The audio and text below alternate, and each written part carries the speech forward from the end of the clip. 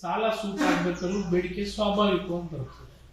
ಇದು ಬರೋದಕ್ಕಿಂತಲೂ ನಾವೇ ಸರ್ಕಾರಕ್ಕೆ ಸಾಲ ಕೊಟ್ಟು ಸರ್ಕಾರನೇ ಸದೃಢ ಮಾಡ್ತಕ್ಕಂಥ ಶಕ್ತಿ ರೈತರಿಗೆ ಕೊಡಬೇಕು ಅನ್ನೋದು ನಮ್ಮ ನೀತಿ ಇರಬೇಕು ಅನ್ನೋದು ಏನು ತಪ್ಪಿದೆ.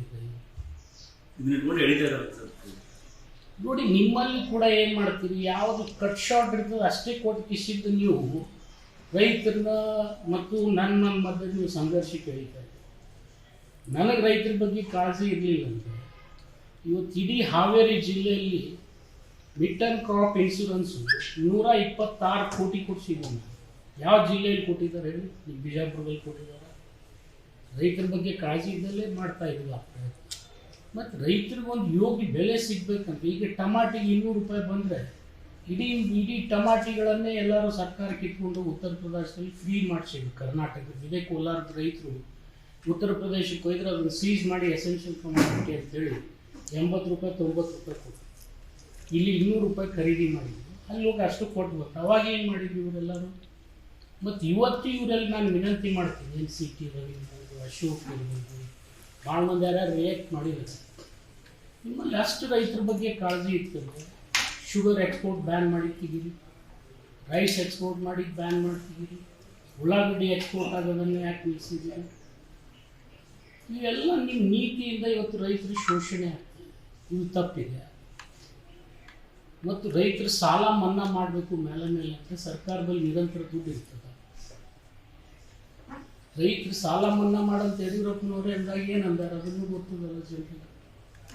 ಈ ರೀತಿ ಸುಳ್ಳೆ ಅಪಪ್ರಚಾರ ಏನೋ TV ಮಾಧ್ಯಮದಲ್ಲಿ ಪ್ರಚಾರ ಸಿಗ್ತದೆ ಅಂತ ತಿಳ್ಕೊಂಡು ಸಿಕ್ಕವ್ರು ಸಿಕ್ಕಾಗಿ ಮಾತಾಡೋದು ಸರಿ. ಒಂದು ಜವಾಬ್ದಾರಿ ಸ್ಥಾನದಾಗ ಅದಾರ ಅಶೋಕ್. ಏನೇನು ಸರ್ಕಾರದ ನೀತಿಯಲ್ಲಿ ಇವತ್ತು ಕೊಬ್ಬರಿ ನಿಮಗೆ ಗೊತ್ತಿದೆ 18,000 ರೂಪಾಯಿ ಕ್ವಿಂಟಲ್ ಮಾರೋದು ಇವತ್ತು 7-8 ಸಾವಿರ ತಂದು ನಿಂತಿದೆ. ಅದ್ರ ಬಗ್ಗೆ ಯಾಕೆ ಗಮನ ಇಲ್ಲ ಇವರಿಗೆ? ಹೋಗಿ ಕೇಂದ್ರ ಸರ್ಕಾರದಾಗ ಅವರೇ ಅಪೋಸಿಷನ್ ಲೀಡರ್ ಇದ್ದಾರೆ, ಹೋಗಿ ದೇವೇಗೌಡರು ಹೋಗಿ ಮನವಿ ಮಾಡ್ಕೋಬೇಕಾಗಿತ್ತ. ಕೊಬ್ಬರಿ ಸಲುವಾಗಿ ಅಶೋಕ್ ಅವರೇ ಹೋಗ್ಬೋದಾಗಿತ್ತಲ್ಲ. ಉಳ್ಳಾಗಡ್ಡಿಗೆ 40-50 ರೂಪಾಯಿ ಹೋಗಿತ್ತು. ಅದನ್ನು ಬಂದ್ ಮಾಡಿದ್ರಲ್ಲ ಎಕ್ಸ್ಪೋರ್ಟ್. ಯಾರು ಬ್ಯಾನ್ ಬಂದ್ ಮಾಡಿದ್ರು?